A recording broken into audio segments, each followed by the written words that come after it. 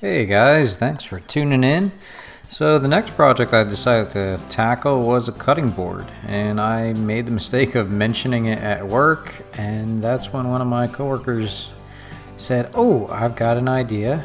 He walked away, and 10 minutes later he came back with this board.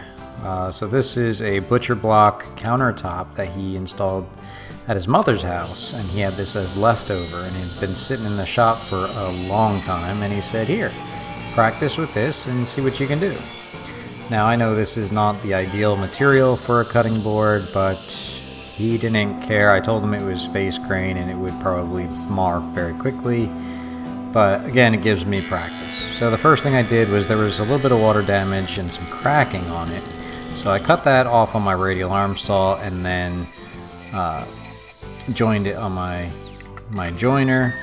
And now I am just sanding the heck out of it, just trying to clean it up since it had been sitting in the shop and collecting dust and got a lot of nicks and Mars and things like that. So here I'm just going through and starting with 60 grit sandpaper and getting it down.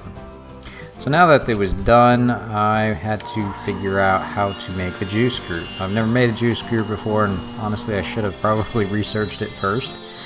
I have a groove, 3/4 inch groove router bit, so my thought was to install a collar and a bearing, and then I would just use this MDF scrap that I had. And here it honestly took me a little longer than I want to mention to figure out that I only allowed for 1.5 inch on an inset on one side instead of both sides. So here I am just marking it off with 2 lines and affixing 2 pieces of carpet tape. I learned from my last project to only use 2. And so I will put my plunge router, I'll set that up with a bearing, and then the bearing will run along this board to a depth and just put that 3/4 inch juice groove around this board. This is a pretty large board, and I have that clamped down to the Harbor Freight Yukon 60-inch wood workbench that I was able to pick up from, or actually I got as a gift for Christmas from Harbor Freight.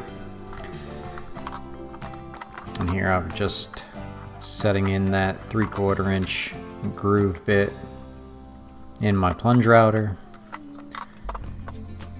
and using that bearing and collar, it'll follow around that piece of MDF. And here I'm just taking my time. And here is when it jumped out of the clamp and almost gave me a heart attack.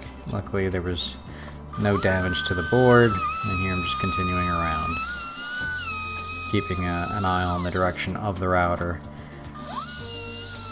so it doesn't run away on me. And now that is routed. I only did make 1 pass on it. I tried not to go too slow or too fast, so there was no real burning. And this is me realizing that I rushed too fast to put that on there, and I should have actually rounded each of those corners. But it is what it is, and I'm doing this as a favor for the fella I work with. Now to apply that off. Actually, this did pry off very easy. It wasn't as bad as I thought it would be. And now for the hand sanding. I don't have any sort of sponge sanders or anything. I should have actually picked up a dowel or something, but I just rolled a piece of sandpaper and started cleaning up by hand the best I could. Like I said, there wasn't much burning. There was a little bit here and there where it jumped out of the clamp.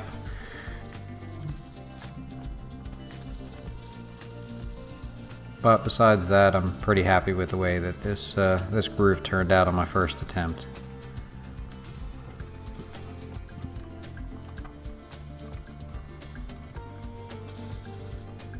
Now with that completed, he did want a handle, and I wasn't going to install any sort of handle hardware onto it, so I decided to use that same 3/4 inch bit. I removed the collar and the bearing, and I installed it on my router table, and I did put that piece of painter's tape with a mark of where to start, And if you can see all the way to the left there, I did put a clamp and a piece of wood so I knew where to stop.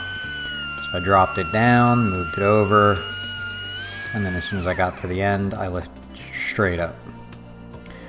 And this I probably should have done in multiple passes, but I did just plunge right into it in one go. And here too, you can see I didn't even clamp the router table to my workbench, so it started to slide on me, which was a little bit annoying.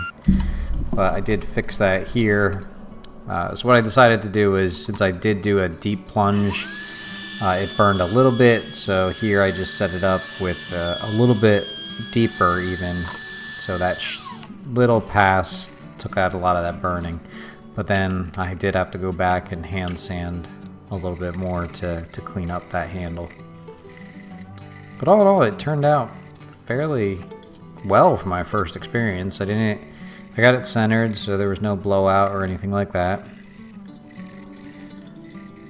And this really is a large board, so I'm not sure what he's planning on using it for, but he could definitely either display or cut up and prepare a lot of ingredients on this board. If I was going to do this a lot, I probably would invest in either a Dremel attachment to clean this up or some sort of sponge attachment. I'm just not sure how often I'm going to be making cutting boards and doing these grooves.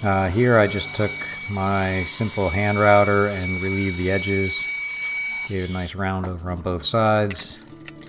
And back to sanding.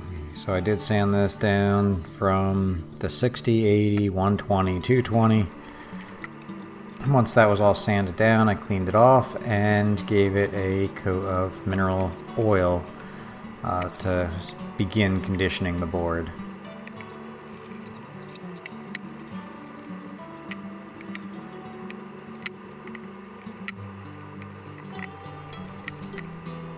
And this board is actually very flat. There's no rocking or anything, but he did request that I put some feet on it, so there are some rubber feet on the bottom of this as well.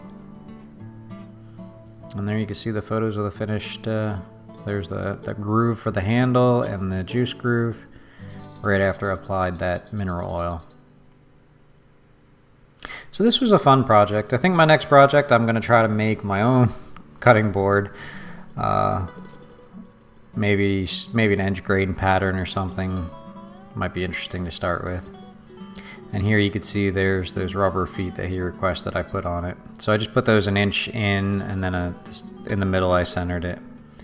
I just used my punch to punch it and then screwed it right in. I didn't even have to pre-drill anything.